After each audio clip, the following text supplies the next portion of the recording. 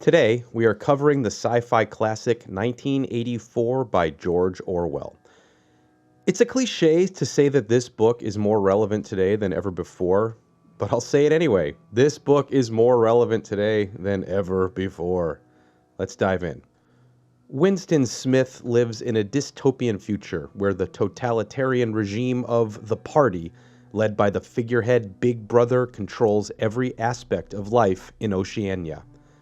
The party enforces its rule through omnipresent surveillance, rigid propaganda, and the suppression of individuality. Telescreens watch every move, microphones capture every whisper, and informants lurk among the populace. The thought police punish any sign of dissent, and the party's ideology is constantly reinforced through mass rallies, slogans, and the manipulation of history. The citizens of Oceania are subjected to constant indoctrination, where independent thought is criminalized as thoughtcrime, ensuring that the party's authority remains unchallenged. Winston, a low-ranking member of the outer party, works at the Ministry of Truth, where he alters historical records to align with the party's ever-changing version of reality. He spends his days rewriting newspaper articles and altering past events so that the party appears infallible. Despite his outward obedience, he harbors deep-seated resentment towards the party and yearns for truth and freedom. He recalls fragmented childhood memories, including his mother and sister, who were likely taken away and erased from existence. He remembers a time before the party's absolute rule, but the past is malleable under the party's control, leaving him uncertain about what is real.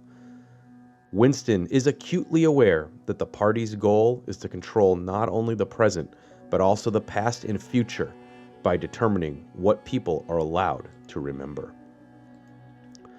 Winston's rebellion begins subtly.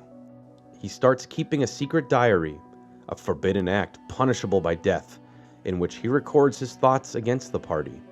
The act of writing his thoughts down, particularly the phrase, "down with Big Brother," solidifies his break from party orthodoxy. His discontent grows when he meets Julia, a fellow party member who shares his hatred for the regime. Julia, unlike Winston, expresses her rebellion through personal pleasures rather than intellectual dissent.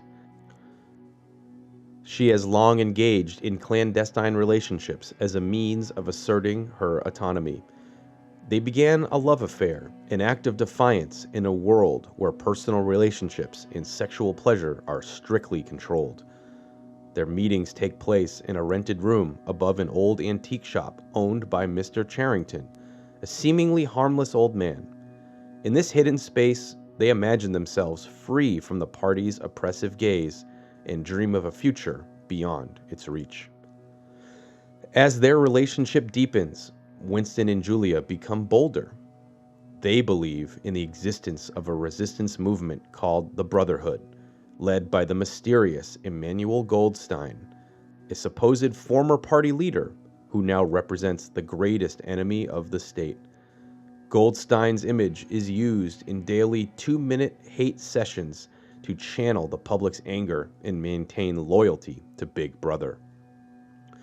Winston and Julia's hope for rebellion grows when they are approached by O'Brien, a high-ranking inner party member who seems to share their disillusionment. O'Brien invites them to join the Brotherhood, giving Winston a book supposedly written by Goldstein that details the party's mechanisms of control. As Winston reads the passages about perpetual war, class hierarchy, and the manipulation of truth, he briefly believes in the possibility of overthrowing the party. The book explains that the party maintains its rule through a continuous state of war, which justifies rationing and keeps the population in a constant state of fear and dependence. Their brief happiness is shattered when they are betrayed. Mr. Charrington is revealed to be a member of the Thought Police, and Winston and Julia are arrested. They are taken to the Ministry of Love, where they are brutally interrogated and tortured. Winston's primary tormentor is O'Brien, who had only pretended to be part of the resistance movement. O'Brien subjects Winston to psychological and physical torture, forcing him to reject his beliefs and accept the party's absolute control over reality. Through relentless pain and manipulation, Winston is made to believe that 2 + 2 = 5 if the party says it does. His sense of reality is systematically broken down until he can no longer distinguish between truth and falsehood.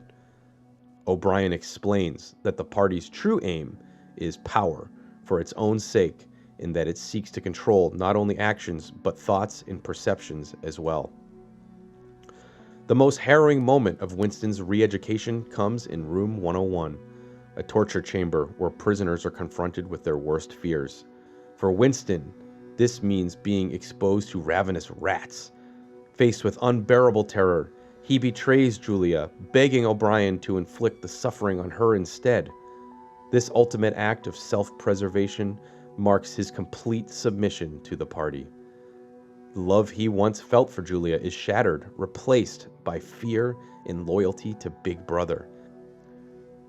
His spirit is irreparably broken, and he is released back into society as an empty shell of his former self.